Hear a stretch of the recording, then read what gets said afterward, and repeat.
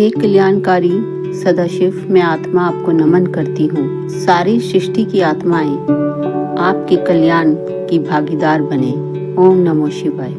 तीनों देवों की आयु का क्या परिमाण है और क्या परमेश्वर की कोई आयु होती है?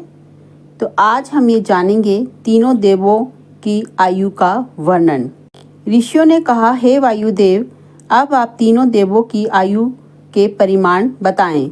वायुदेव बोले, सतयुग, त्रेता युग, द्वापर युग और कलयुग, ये 4 युग हैं। सतयुग में 400 वर्ष की संध्या और 400 वर्ष का संध्यांश होता है। इस प्रकार सतयुग की आयु 400,000 वर्ष की होती है।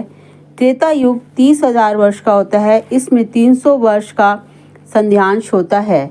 द्वापर युग 200 वर्ष संध्यांश का होता है। कलयुग में 100 वर्ष की संध्या तथा संध्यांश होते हैं। एक संध्यांश 12,000 वर्ष का होता है। जब चारों युग के 1,000 वर्ष व्यतीत हो जाते हैं तब एक कल्प होता है। इस तरह 71 चतुर्युगी का एक मनवंतर होता है। एक कल्प के मध्य में 14 मनु होते हैं। इस तरह गिनती करते करते सैकड़ों मनवंतर कल्प व्यतीत हो गए। ब्रह्मा का कल्प नाम का एक दिन कल्पों का वर्ष माना जाता है। जब 8,000 वर्ष व्यतीत हो जाते हैं तो ब्रह्मा का एक युग होता है। 1,000 युग का एक सवन होता है।